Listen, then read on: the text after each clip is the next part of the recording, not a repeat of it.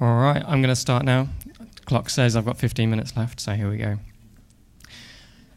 This is a security talk. For those of you who've just noticed, I am using Comic Sans. It's a font recommended by the British Dyslexia Association, if I can say that. So I like it for this reason. It's a security talk, so I'm trying not to be too serious with my fonts. If you have something against Comic Sans, and I know a lot of people do, then you probably have too much free time, in my opinion. This is me. I'm a security architect for Rakuten Marketing. I'm also an educator for Digital Awareness UK. I've been in security and engineering for 12 years. My username is StampyCode. You can find me all over the place with that. Little disclaimer about my talk. It's mostly a joke. And I've pre-ticked the I agree box in true non-GDPR compliant fashion. Why do I do security? So I do security to protect people. I protect people first, and after that I protect the data, I protect the systems, protect businesses, because they don't matter as much. People come first. In 2015, a company called Ashley Madison was hacked. This is just an example. Hackers broke in, they stole a database of users from Ashley Madison, and they later published that list of users. And as a direct result of that, divorces happened, marriages broke up, people died. That's the severe end of the spectrum of security, data security. Security is everyone's responsibility. But that's why we have security groups dedicated to doing this stuff. In 2017, hackers stole $172 billion from 978 million consumers across 20 countries. That's an average loss of $142 per victim, and more than 17 million victims were in the UK. That's more than 1/3 of the UK adult online population. Are you in the right talk? Yes. Okay, so this talk is aimed at everybody. It doesn't matter if you're a developer or not. It doesn't matter what language you use. It doesn't matter if you're interested in security or not. It's aimed at everyone who logs into a website or an app. It's everyone's responsibility to enforce this security. And where you notice that security isn't up to scratch, it's up to you to point it out. You need to tell people, you need to tell the companies who aren't doing security properly to change. We need to do this through better education and better authentication. One of the top 3 ways, according to OWASP, of security breaches is because of authentication problems. One of the ways that hackers often get into accounts and they steal information is by using breached password databases online. A company gets hacked, the databases get leaked, passwords and usernames get leaked, and those usernames and passwords are used to log in as those users in other places. So authentication, we can use authentication to help prevent this. 2FA is awesome. So everyone in here should be using 2FA, and I really hope that you are. But less than 10% of active Google accounts as of January this year have 2FA enabled. So what is 2FA? 2FA is any distinct 2 of something you know, something you have, and something you are. So that's a password, a phone with a hardware token for security, or biometrics, so a fingerprint scanner. Time-based one-time passwords are really powerful security features. We should be building these into our apps, into our websites. So when a password and username gets stolen from another website, they can't use that to log into your app or your website without having the extra device, the phone, the token that generates that code. The users then need to put in as well. So when you log into a website, you put your username and password in as normal, and it says, okay, what's your code on the phone? We've just sent it to your phone, so you enter that in and you've logged in. Or you have a password generator on your phone, like Google Authenticator. It generates your password, it changes every 30 seconds, you put that in to log in. So in high security systems, we shouldn't be using SMS to send these codes, simply because signaling system number 7, SS7, is not secure. For as little as a few £100s, anyone can buy hardware and join the SS7 network. And using that, they can then, albeit illegally, they can then intercept phone calls, record phone calls, redirect phone calls, intercept and redirect SMS messages. So I had an experience recently where me and my partner were buying a mortgage, and the information that I received from my my solicitor to send the information for the bank transfer came by text message. We're talking like large sums of money being instructed to be sent by text message. And this is something I brought up with them. I had to phone them and say, you need to confirm with me what you've just sent me in a text message because it's not enough. That text message could have come from anywhere, and I'm not just going to transfer money to a random entity based on that text message. Knowledge-based authentication, KBA. Memorable information. When I log into a website and it says, okay, what's the address you grew up on? Because we need that to log you in as well. That's not a secret. We can't be relying on this information to authenticate people. It's putting the business at risk, but it's also putting the person at risk. Because if the business ends up defending itself, saying, oh yeah, well, we thought this person was who they said they are because they knew the cat's first name. Really? We need to stop doing this. OAuth is excellent. So OAuth, that allows you to use a third-party website like Google, like Twitter, LinkedIn, Facebook, to log in to your website, to your system, to your app. So it means you don't get a password hash. You don't have a password to look after. So if your database gets breached, they don't have any other credentials to reuse elsewhere. It also means you're much more likely to have a correct person and not a bot. Okay? This person is much more likely to be real. What would be really powerful is if you're using multiple OAuth accounts. If I log into your site and I say, okay, well, here's my Google. I've just logged into your site with my Google.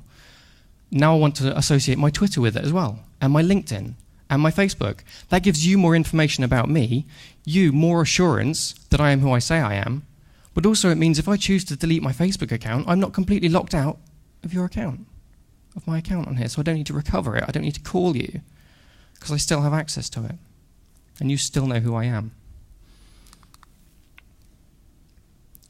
Password managers are good. Okay? All the governments are saying password managers should be used by everyone because they're better than the alternative. The alternative is that you have to remember a unique username and password for every single website you use. But the reality is nobody can do that. The human brain isn't built for that. So we should be using password managers to generate secure passwords and to use them on every single website that we have. So we have a different password for every single different system. If one system gets compromised, one database gets lost, those credentials can't be used to log in as us anywhere else. We don't have any weak passwords anymore, but they're all generated by the password manager. We need to educate people on using these, and we need to promote using these. We need to stop blocking people pasting passwords into systems and stop saying, oh, it's for security reasons, we don't allow you to paste your password. It's an anti-pattern, okay?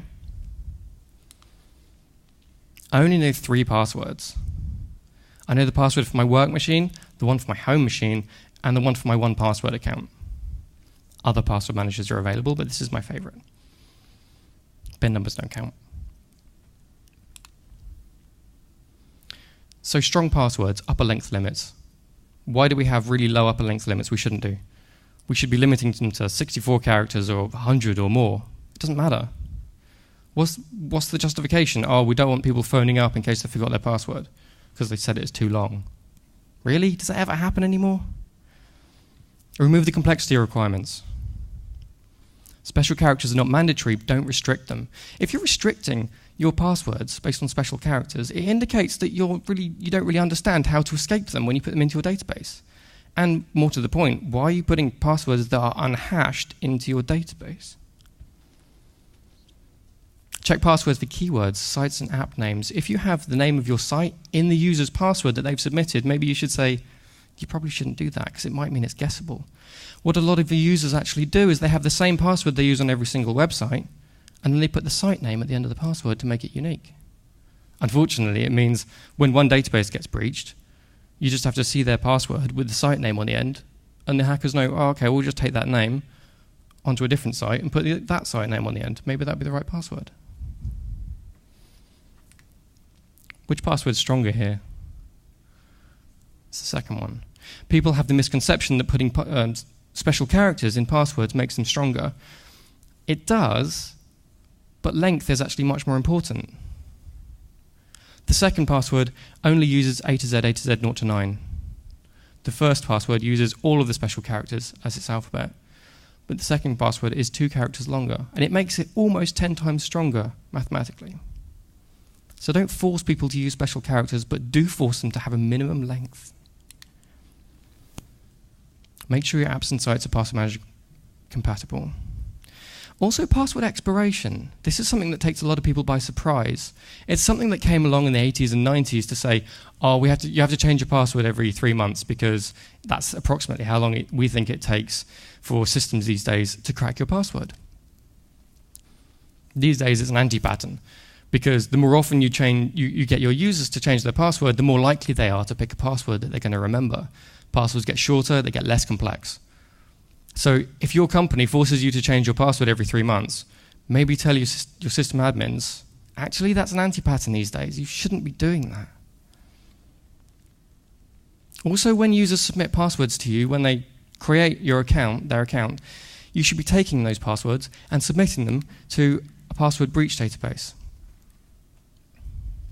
This is my favorite one. Have I been pwned? /passwords. There's an API. This is a really fantastic project. So you can download this via a torrent or not as well. Set up by Troy Hunt. It's one of my favorite security researchers. And basically it's just a big list of compromised passwords collated from hundreds of compromised databases.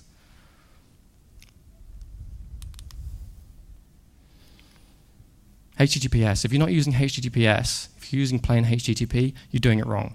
Okay? And for these reasons. Client security.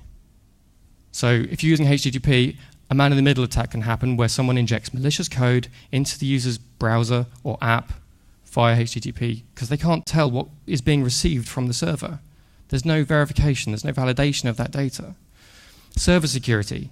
If you've got admins logging in through HTTP, then anyone can sniff the credentials the admin's using and compromise your server. Privacy. Any information submitted by the client to the server or vice versa is readable by anyone, especially if they're using Wi-Fi. They can read it in the local area. Data integrity. You can't confirm that the data being submitted to the server or being received is valid or correct. So if a user's uploading a file or downloading a file, it could be injected with malicious code. Advertising revenue. How many people have thought that when you download a website through HTTP, the ISP itself could be changing the adverts so that the ISP gets the revenue from that, and you're thinking, oh, who's going to do that? They'd get caught.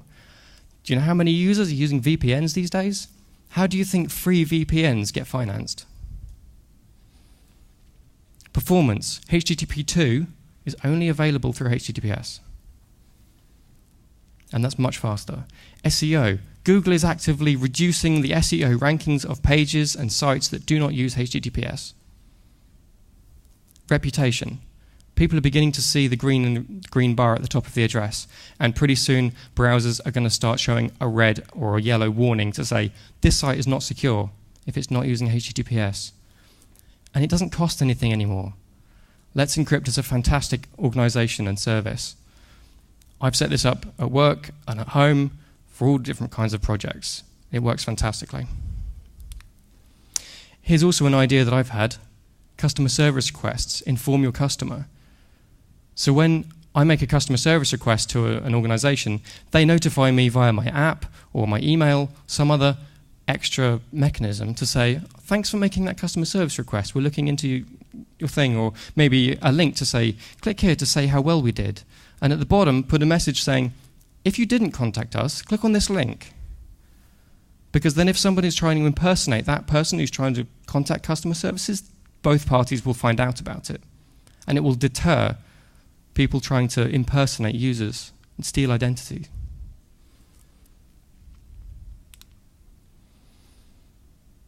If you have some information about security, then it means you have some information that somebody else doesn't.